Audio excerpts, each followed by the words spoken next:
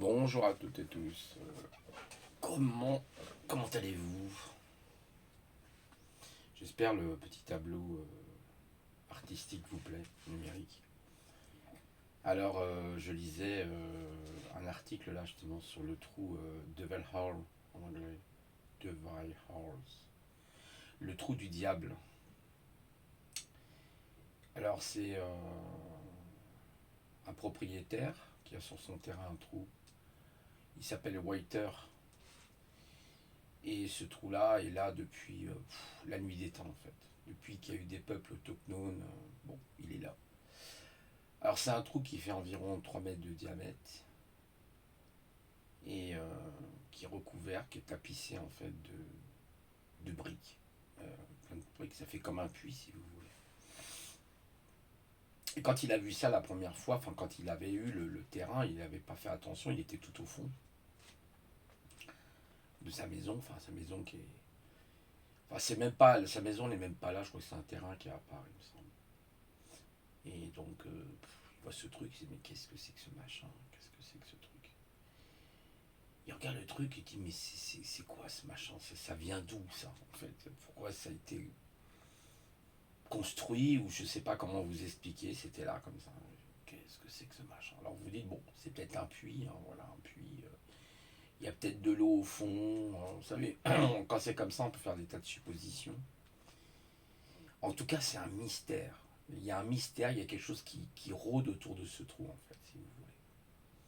Et Whiter, bah, il explique dans une émission là, de télévision en Angleterre, je crois que c'est en Angleterre, il dit voilà, bah écoutez, moi je suis stupéfait par ce trou. Je comprends pas, je ne vois pas ce qu'il fait là, déjà. Et puis, je peux vous garantir, il n'y a rien. Alors il dit par exemple, à un moment donné, il s'en servait un petit peu comme un. Vous savez, comme quelque chose de. Comme une forme de décharge. Genre, il mettait tous ses objets, puis des fois il jetait les objets. Et il disait je n'entendais jamais de bruit. Quand vous jetez par exemple quelque chose au fond d'un puits, évidemment, vous entendez du bruit, ça fait plouf, s'il y a de l'eau, vous entendez quand même du bruit. Et là, non, rien. Alors là, il est complètement stupéfait, il dit c'est quoi, c'est un phénomène paranormal, c'est quoi le truc? Parce que là, je n'arrive pas à comprendre, je n'arrive pas à comprendre ce qui se passe.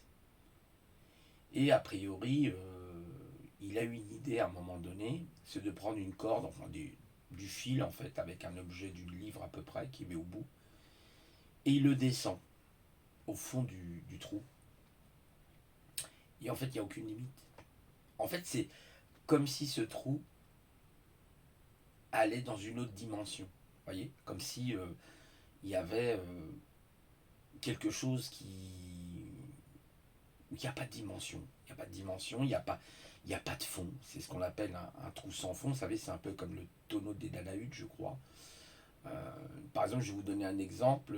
En informatique, on a sous une. Alors, vous allez me dire quel est le rapport, mais il y a un rapport quand même, parce que on appelle ça, nous, le tonneau des Danaïdes, parce que vous avez ce qu'on appelle un périphérique qui s'appelle le nul, dev nul en anglais. Le dev nul, en fait, quand vous mettez vos fichiers dedans, c'est une corbeille sans fond. Il n'y a pas de fond. Voilà, donc vous pouvez autant mettre que vous voulez quasiment. C'est un peu, bon, et là évidemment c'est virtuel, on a compris. Mais là, étonnamment, le Devil House, ils l'ont appelé le Devil House, le trou du diable, parce que voilà, il y a quelque chose qui. Voilà. Il faut savoir que par exemple les animaux ne s'approchent pas de ce trou. Ils s'en éloignent le plus loin possible. Il y a eu la nuit des lumières, il y a eu des trucs bizarres aussi, il explique Whiter, où il entendait des sons, des trucs assez surprenants qui émanait justement de ce trou. Alors quel est le mystère de tout ça? Bah ouais, c'est un mystère, c'est-à-dire que ça défie les lois physiques, euh, ça défie les lois psychologiques. En fait, ça défie tout ce que l'on connaît en réalité, quoi, quasiment. Et on se dit, vous voyez que, en fait, il y a des choses qui sont tellement invraisemblables, tellement qui nous dépassent de vraiment, mais de très très loin, quoi, qui vont au-delà même. Vous savez, rappelez-vous un peu cette série que j'aimais bien qui s'appelait Au-delà du réel.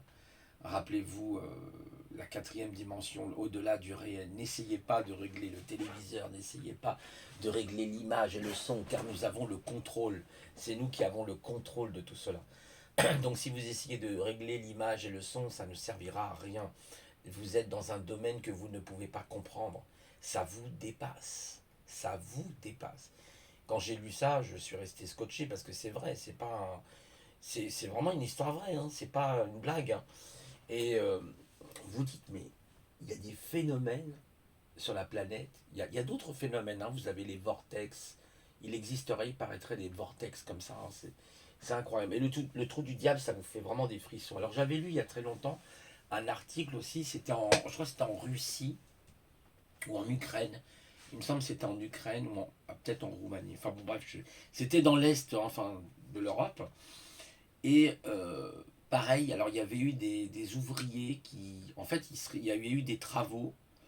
Et malheureusement, les ouvriers ont été ensevelis dans le trou. Ils avaient un énorme trou, en fait. Ils ont été ensevelis dans ce trou. Ils faisaient des travaux certainement pour faire un tunnel ou quelque chose comme ça.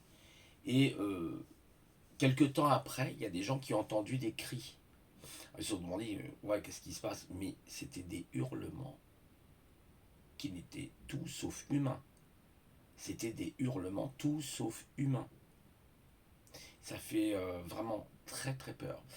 Il y avait eu un monsieur qui avait raconté, je crois que c'était Silvano Trotta qui en avait parlé. Il avait écrit un livre, Ces monstres de l'au-delà, en fait. Ça s'appelait, ouais, Ces monstres ou ces chimères, si vous voulez, de l'au-delà, en fait, quelque part. Et il avait écrit ce livre parce qu'il témoignait, lui, en plus il était, je crois, physicien, ce monsieur, et il témoignait qu'il existerait dans d'autres dimensions des choses que vous ne pouvez même pas imaginer, tellement elles sont monstrueuses, tellement vous en mourriez, vous seriez terrorisé de peur. Terrorisé de peur. Vous seriez vitrifié de peur, qu'il disait même. Et il disait que pour lui, ces mondes existent. Il existe des mondes, en fait, qui vont au-delà de nos propres concepts, qui nous dépassent. Vous voyez? Ça rappelle un peu notre président quand il a dit j'ai une mission. Vous avez une mission, je suis là. Mais elle continuera après moi, cette mission. Vous voyez, c'est très métaphysique, très paranormal presque, vous voyez. Nous sommes en guerre, hein, voilà. Vous savez, c'est vraiment... C'est... En fait, c'est pour ça que... C'est ce qu'explique d'ailleurs très bien Paul Ponceau, vous voyez. On est vraiment dans un monde avec des entités. Il se passe des choses incroyables.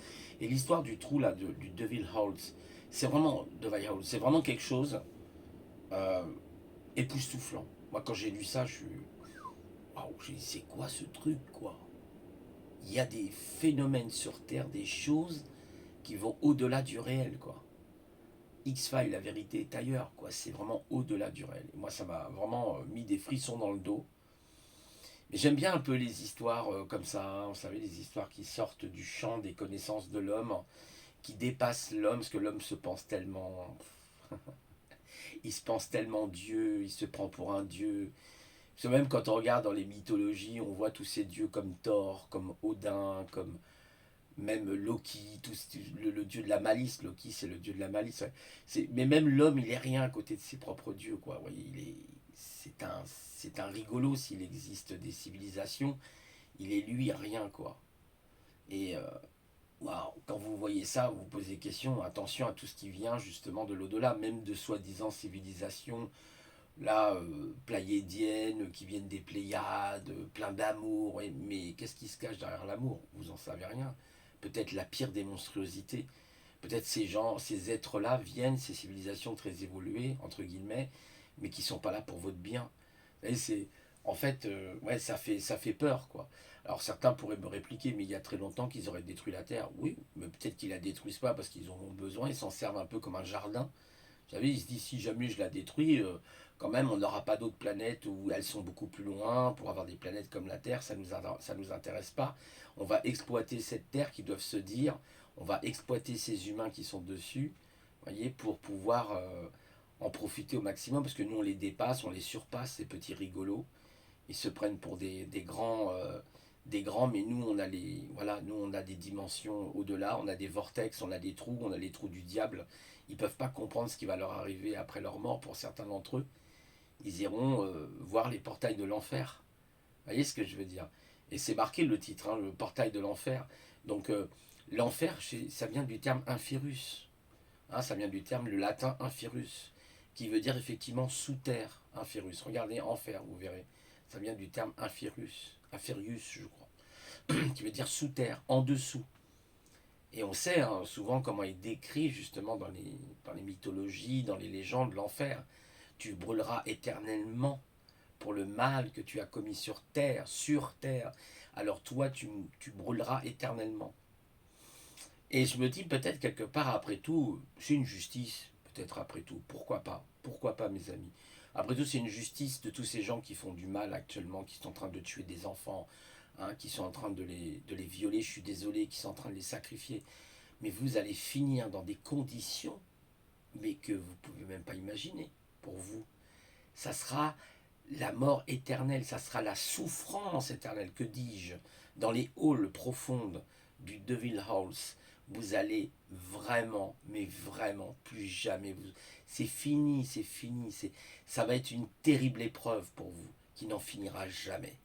Et ça, c'est bien parce que ça vous montre que dans la vie, il faut faire très attention à ce que l'on fait aux autres, le mal que l'on fait. Je ne parle pas du mal commun où on a menti, on a peut-être volé quand on était enfant, où on a voilà, fait des bêtises. Je ne vous parle pas de ce mal-là, moi je ne parle pas de ça, moi je parle des horreurs, voyez, du meurtre organisé qui se passe actuellement, voyez, du grand génocide, ces gens-là qui sont à la tête, là. Hein, écoutez-moi bien, je vous parle, moi. Vous allez voir, vous allez voir, si vous m'écoutez, peut-être vous m'écoutez avec mon portable, vous êtes tellement vicieux et pervers que ce qui vous attend pour vous, si vous ne voulez pas vous rependre, si vous n'avez pas de repentance, si vous ne regrettez pas, hein, mais même, je crois que c'est trop tard en fait. Il n'y a même plus besoin de repentance, en fait c'est trop tard, vous êtes perdu. Et vous, quand vous allez passer dans l'au-delà, c'est pas au paradis que vous allez aller, hein, c'est en enfer, hein, d'accord? Préparez-vous, comme le trou là, que je suis en train de lire, le trou du diable, de Hall, préparez-vous, les petites putes que vous êtes, parce qu'il y a quelque chose qui vous attend. Mais je peux vous dire, j'aimerais pas être à votre place. Croyez-moi. Alors, ces petits malins là qui se prennent pour des cadors et qui disent ouais, tu comprends, moi, je suis au-dessus de tout le monde, je suis ceci, cela. Tous ces malins de politique et autres là. Mais vous croyez quoi vous croyez que vous êtes hein? Vous croyez que vous allez passer à côté? Vous croyez peut-être que vous allez passer à côté du châtiment que vous méritez? Parce que c'est quand même un châtiment que vous méritez. Vous avez tué, il est devenu quoi Hitler? Il est où? Peut-être il est dans le Devil Halls. En ce moment, il se déchaîne dans le vide intersidéral avec des flammes autour de lui. Une chaleur intense. Vous voyez vous avez ce passage à un moment donné avec, je crois, c'est pas Odin. C'est son cheval qui a 8 pattes et il doit traverser ce qu'on appelle le portail de l'enfer justement, et ce Dieu qui est là, et donc eux ils y arrivent parce qu'il y a eux ils sont d'une grande pureté, donc ils arrivent à le traverser. Cette épreuve, ils finissent par la traverser, mais je me rappelle plus comment il s'appelait son cheval à Odin. Il y a une histoire comme ça, une légende qui est racontée. Vous en avez plein, plein. Vous allez en Inde, vous en avez plein des légendes comme ça. Est-ce tant des légendes que ça? Vous avez un endroit qui s'appelle la porte du diable. Alors je sais plus c'est où, et c'est un endroit, je ne sais pas si c'est pas en Inde ou au Pérou, et cet endroit-là, pareil, c'est une porte qui paraîtrait, qui amène à des dimensions qui n'ont rien à voir avec les nôtres. Et on l'appelle la porte du diable parce que quelquefois elle apparaît, quelquefois elle disparaît. Comme si on était un peu dans une dimension quantique, quelque chose qui n'est pas forcément tangible, voyez, et pourtant qui existe. Par moments elle apparaît, et des fois vous ne la voyez pas. Et il y a plein d'histoires, renseignez-vous, vous verrez, par exemple, en Roumanie, hein, l'histoire, rappelez-vous l'histoire de Val l'Empaleur, Dracula, vous avez beaucoup d'histoires comme ça. Et je vous garantis que ça vous fait réfléchir. Vous dites, ouais, d'accord, j'ai intérêt quand même de me tenir à carreau parce que je sens que derrière, il y a des choses qui se passent. Derrière le rideau, hein, si on peut dire, qui sont pas forcément, hein, savez, c'est pas pour rien que tous ces grands cinéastes ont fait des films comme Alien, voyez, Predator, ils ont fait des films des fois épouvantables. On voit des monstruosités, on voit des chimères qui sont capables de détruire l'humanité, quoi, voyez, qui sont capables de vous détruire, de me détruire, voyez. C'est, vous dites, waouh, tiens-toi un carreau en gros. Mais toutes les raclures là, qui ont fait du mal aux enfants, quels qu'ils soient, vous allez le payer très cher. Ah, je vous garantis que vous allez le payer très très cher. C'est une question de temps. C'est une question de temps. Vous savez, mes amis, il vaut mieux avoir la patience et tenir bon, même si je sais, c'est pas simple, c'est pas évident, c'est pas, voilà, c'est pas quelque chose de forcément évident pour nous tous parce qu'on on est des humains, on a nos forces, nos faiblesses, mais tous ces gens qui ont fait le mal, voyez, tous ces gens qui sont dans la perversion, dans la sociopathie, la psychopathie, des fous en gros, des malades mentaux, mais qui savent en plus ce qu'ils font, hein, quelquefois, ils sont conscients du mal qu'ils commettent. Ben ça va vous coûter cher. Vous savez, la violence, comme on dit, la violence, souvent on entend, quand on entend le mot violence, on pense à des gangs, on pense à des voyous dans des cités, du trafic de drogue, oui, oui, bien sûr, complètement. Et la violence étatique, elle est quoi la violence, elle, étatique? La violence psychologique, hein? Vous voyez, cette violence psychologique, ceci, cela, vous nous devez ci, vous nous devez ça, vous voyez, toute cette violence en permanence, hein, bureaucratique et autres. Vous voyez, c'est pas de la violence, ça. Et vous savez qu'il y a une violence qu'on ne voit pas, ça s'appelle la violence psychologique. D'accord. Des gens sont victimes aujourd'hui de pervers narcissiques, sont victimes de sociopathes, de psychopathes. Vous croyez réellement que ce n'est pas une violence? La rage narcissique, par exemple, qui est terrible, qui n'est même pas une colère, mais qui est une rage narcissique. Hein. C'est, vous avez la colère, mais vous avez ce qu'on appelle la rage narcissique, c'est encore pire que la colère.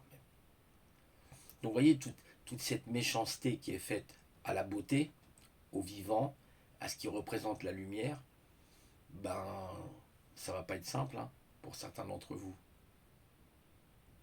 Ne vous sentez surtout pas visé.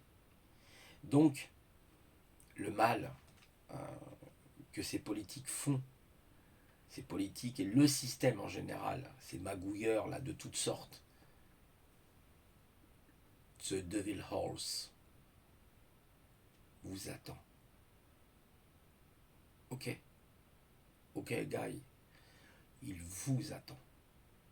Et préparez-vous parce que c'est des trucs, voilà, qui dépassent votre petite cervelle. Hein, petite cervelle avec 2 neurones, là, en général. Parce que vous savez, la science, elle a toutes les réponses à tout. J'ai rien contre la science, hein, c'est pas ce que je veux dire. Mais la science de l'homme est limitée sur certaines choses. Il faudra que la science explique ce que c'est que le Devil Horse. Parce qu'il est réel, hein, il y a des images, il vous montre tout, là, les images, tout, c'est bien réel. C'est pas un fake, c'est vraiment quelque chose de bien réel. D'ailleurs, il y a eu plein de contes, hein, comme ça, vous écoutez. Est-ce tant des contes que ça? Je vous parlerai du Wendigo. Le Wendigo, la créature des forêts. Quand je me rappelle, quand j'étais petit, même la forêt m'a toujours fait peur. Quand j'étais petit, j'avais oh papa, j'ai peur de la forêt. Vous savez, on imagine, il y a des créatures qui sortent de l'ombre, ou les arbres qui vous attrapent, vous savez, comme dans le Seigneur des Anneaux, là. Il y a toujours une espèce ouais, d'histoire comme ça, complètement métaphorique, voilà, qui vous amène dans des raisonnements où vous êtes. C'est là qu'on voit à quel point l'humain, dans une situation comme ça, il est apeuré, il est terrifié, vous voyez. Mm.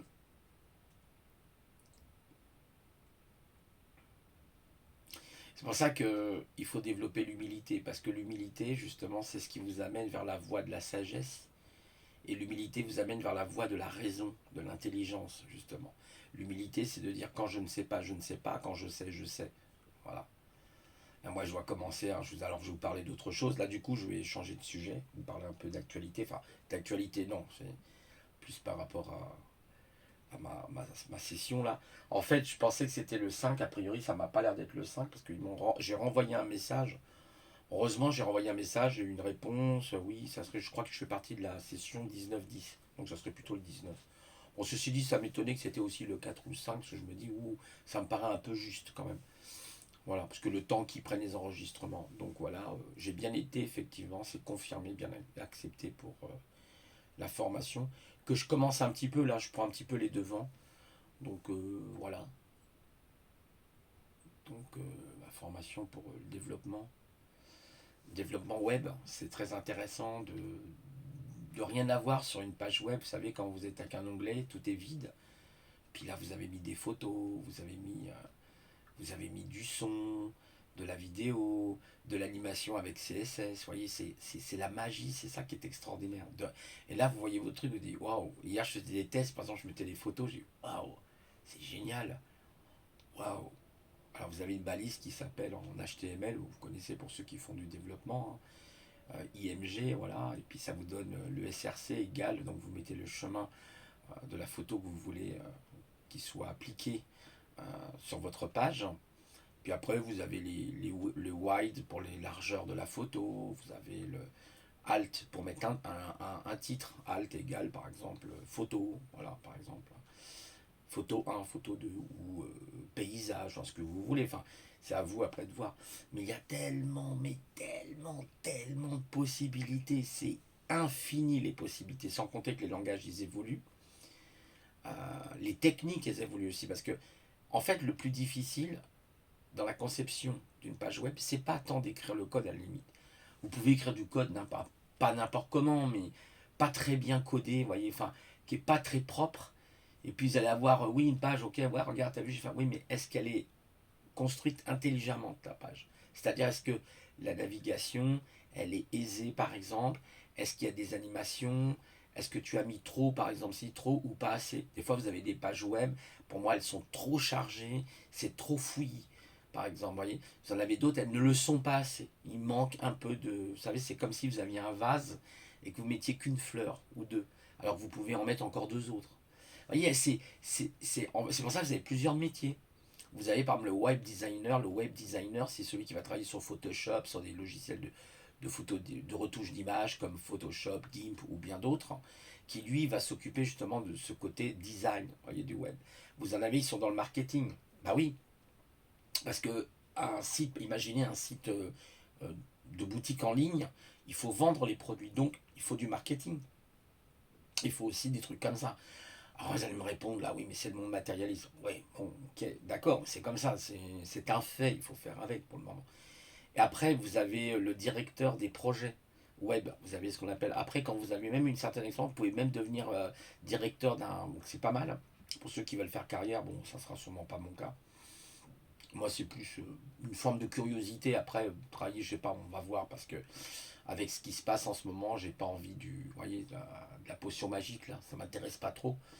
Euh, Surtout qu'en fait, il y a des lots, hein, effectivement, qui sont plus ou moins. Voilà. Il y a une américaine là, qui en parlait justement. Bon, je ne vais pas trop rentrer parce que je vais éviter de me faire straquer. Mais bon, en fait, quelque part, je verrai de toute façon. Euh, D'ailleurs, je crois que le 15 octobre, hein, il propose, là, il y a une proposition de loi. Je dis par là, ça va être du lourd. Ah, ça va être du très très lourd. Alors, qu'est-ce qu'ils feront? Ils mettront des amendes aux gens? Ils feront quoi? Ils seront capables de tout, du pire. Ils veulent amener l'humanité au chaos. Ils veulent amener l'humanité.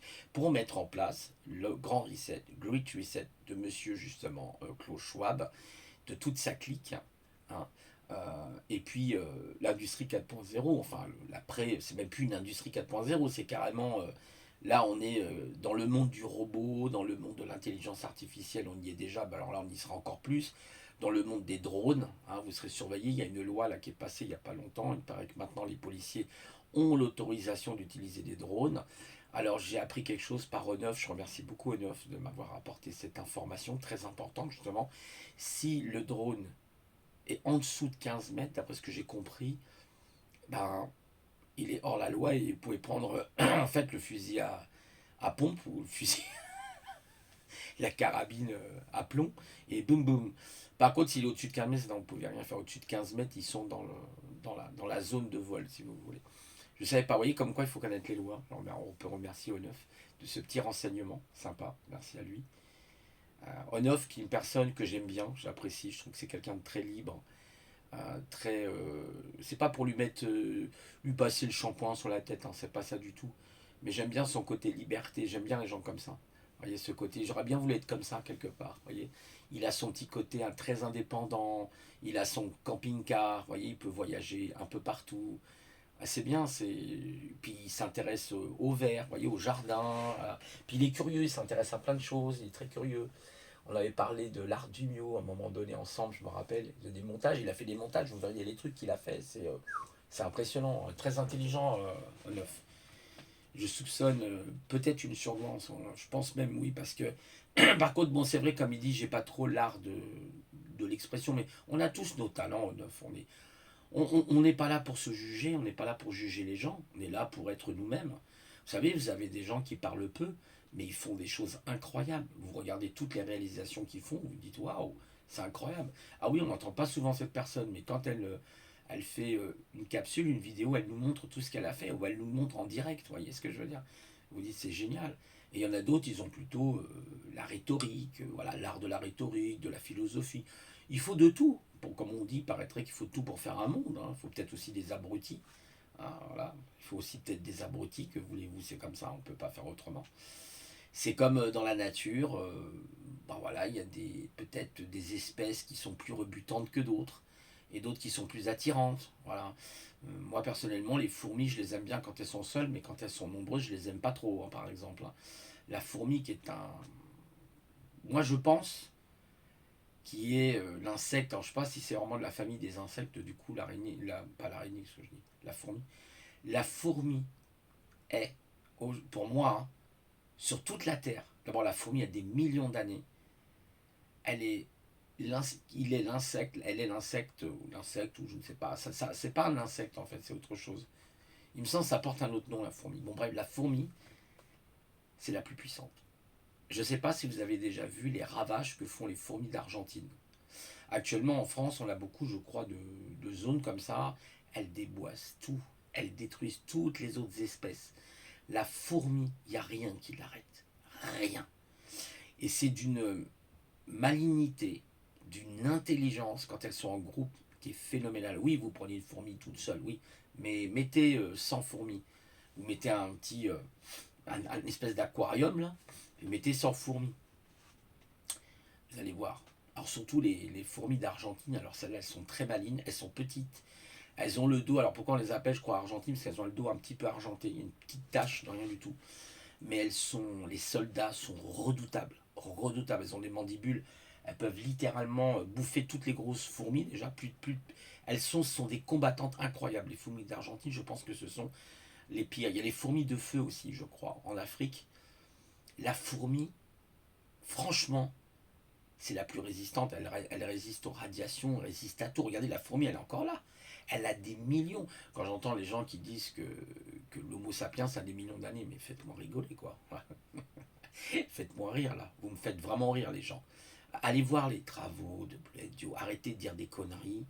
Hein, allez voir les tableaux, les travaux de... Les tableaux, ouais, très lapsus révélateur, le tableau des travaux. Hein, voilà, le tableau des travaux de Bleuet Dio, qui est sur le terrain, qui est une anthropologue, qui est aussi archéologue et paléontologue. Et arrêtez, il y en a certains de dire des conneries, j'en peux plus de ces gens-là. L'homme n'a pas des millions d'années, voilà, ok. Il y a eu plusieurs descendances. Il y en a qui disent l'évolution elle est à 360 degrés, etc. Machin, blablabla. Bla, bla, bla, bla, bla. C'est Darwin qui a raison, mais Darwin lui-même a douté de sa théorie sur la théorie des espèces. Lui-même, il a douté. Allez voir. Darwin lui-même dit qu'il a un problème avec les plantes qui ont des fleurs et celles qui n'ont pas de fleurs parce qu'il ne trouve pas le chaînon manquant. Il est où votre chaînon manquant pour l'homme? Vous pouvez me le donner? Ah ben voilà, on y est. Et Bladio explique pourquoi il y a une probabilité que l'homme ait été manipulé génétiquement à un moment donné de son évolution. C'était pas l'homme d'ailleurs, c'était un hominicidé, voilà, qui était là et qu'on appelle peut-être, d'ailleurs, on pense que c'est l'Homo erectus, que nous descendrions de l'Homo erectus, mais que en réalité, oui, il y aurait effectivement des liens. Mais il faut arrêter avec tout ça. Les gens, écoutez, allez lire Bleuet Dio, et puis vous allez comprendre ce qui se passe en réalité. Voilà. Elle va vous expliquer pourquoi le diamètre du crâne des hommes n'a pas évolué, qu'il est resté interne. Bah oui, évidemment, il y a des gens qui ont toujours un crâne plus grand que d'autres, c'est normal. Ça fait partie de l'échantillonnage et des statistiques. Mais en général, il y a une moyenne, il y a ce qu'on appelle un médium dans les statistiques. Et en fait, bah, le médium est plus grand que ceux qui ont un plus gros crâne ou un plus petit crâne. Voilà, regardez, même l'homme, sa taille moyenne, c'est 1m70, 1m75. Des gens de 1m90, 1m85, il n'y en a pas beaucoup. Regardez, il n'y en a pas beaucoup. Des petits, c'est pareil, il n'y en a pas non plus. Les gens moyens, oui, voilà, c'est comme le, vous savez, le QI. Hein, vous regardez la courbe de Gauss, hein, moi je suis tout en haut, voilà, je suis en haut de la courbe de Gauss, donc je fais partie des gens normaux, voilà.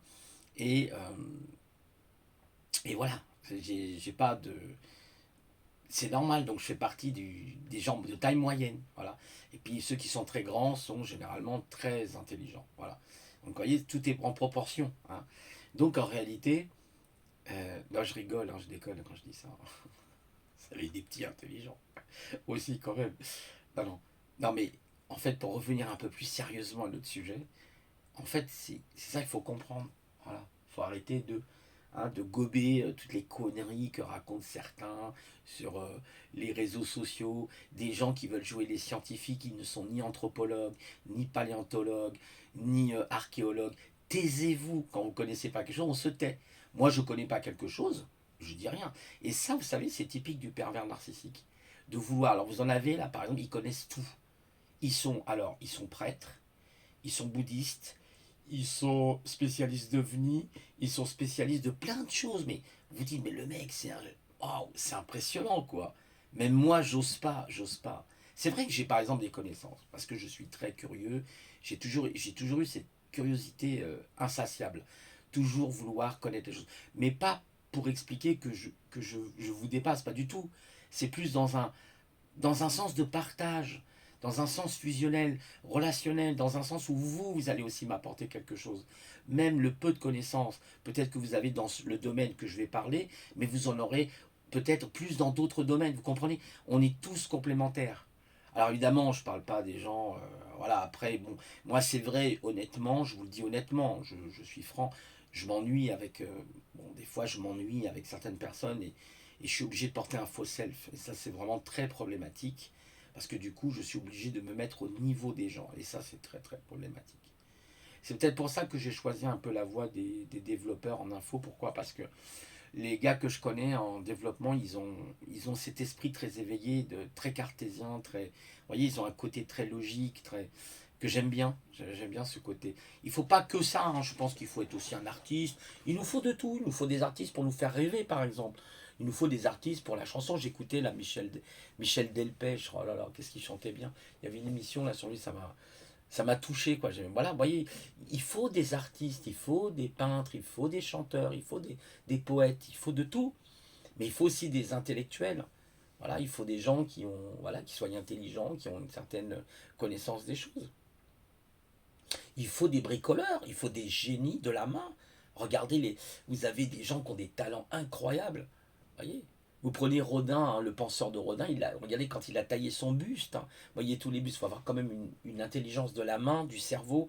Voyez, il faut que la main soit bien guidée. Le moindre geste pourrait être fatal pour le buste. Voyez, c'est ça l'intelligence. Et ça résume beaucoup de choses. Voyez, voilà, ça résume beaucoup de choses. Les femmes, elles ont une intelligence différente, qui est plus, par exemple, structurée sur la beauté. Les femmes, elles adorent leur décor intérieur, que ça soit joli. L'homme, peut-être pour lui, c'est secondaire, ça passe pas vraiment, à part s'il est artiste, mais ça passe pas vraiment pour lui, c'est pas forcément important. Mais pour la femme, peut-être c'est très important. Voilà. Moi, je voyais mon ex, elle était très décoratrice et tout, elle faisait des trucs incroyables. Elle avait une maison, mais c'était hallucinant. Moi, j'étais là, on dit par contre, toi, t'es un peu fouillis, t'es un peu. Voilà. Voilà, bon, c'est comme ça, on n'est pas, on se refait pas. Puis il y a l'éducation qu'on a subie aussi dans notre enfance, voyez, toutes les contraintes qu'on a eues. Bon, alors bon, je m'évade, je sais, je suis désolé. Je sais, vous n'allez pas aimer que je m'évade. Donc, voilà, vous voyez la vie hein, dans le Devil House. Voilà, je voulais vous parler de ça parce que c'est. Ouais, ça fait vraiment trembler, quoi, le truc. Voilà, bah écoutez, je vous souhaite un bon vendredi. Prenez soin de vous. Ayez la pêche. garder le sourire malgré la situation dans laquelle on est. Alors je sais bien, vous allez peut-être faire la cabane du pêcheur, hein. En psychologie on appelle ça la cabane, c'est-à-dire moins rentrer en communication avec les gens. C'est terrible aujourd'hui, on vit une humanité horrible, horrible. La distanciation sociale, vous savez, c'est un peu comme ce fameux trou là que je vous ai parlé, le trou du diable, le Devil Holes, c'est sans fond. C'est en fait, quand vous avez cette distanciation sociale, c'est complètement inhumain. Il n'y a plus d'humanité, il n'y a plus de relationnel, il n'y a plus rien. Moi, je vois des gens avec des masques, mais on voit même plus le visage. On ne sait pas si la personne elle sourit, mais comment elle peut sourire derrière un masque? Vous voyez, c'est pas possible. Démasque-toi, c'est le cas de le dire. Démasque qui tu es en réalité. C'est horrible de voir un monde pareil. On vous fait croire n'importe quoi. Il n'y a rien de scientifique derrière tout ça. Ce ne sont que des âneries. Voilà. Ce ne sont que... C'est en fait la théorie de Pasteur. On doit tous être pasteurisés, vous savez. Vous aviez Béchamp, Antoine Béchamp, hein, qui était tout à fait l'opposé de Pasteur. Il y en a certains qui disent Pasteur l'imposteur, qui était l'opposé à un Béchamp, qui est Antoine Béchamp, qui était complètement l'opposé, qui disait nous sommes des êtres bactériens, et l'autre, bah non, il faut tout stériliser. Voilà. Donc, vous savez, ça dérange. Hein. J'écoutais hier, c'était Louis Fouché, qui parlait avec le laser, on pourrait faire des trucs incroyables, un tout petit laser. Il expliquait comment, sur notre peau, on a ce qu'on appelle les cellules, comment il appelait ça, Languer, ou quelque chose comme ça. En fait, c'est incroyable, elles préviennent toutes les autres. Et en fait, on pourrait faire, vous voyez ce que je veux dire, sans adjuvant, sans rien. Wow, sans excipient, non, tous ces trucs, voilà. Je dis, tu vois, et ben ils ont arrêté de financer les recherches. Ah, tiens, tiens, c'est bizarre ça. Vous voyez ce que je veux dire? Vous voyez la magouille, la magouille. Quand vous allumez votre télé, il n'y a rien qui a été dit sur la jeune fille qui est décédée là. Rien de rien. Voilà, rien de rien. Vous voyez pour qui roulent ces gens? Pour le mal. Pour le trou là, le trou du diable. Voilà pour qui roulent ces gens. Voilà, et ben bon courage à eux, hein, parce que le trou du diable vous attend. Bonne journée, au revoir.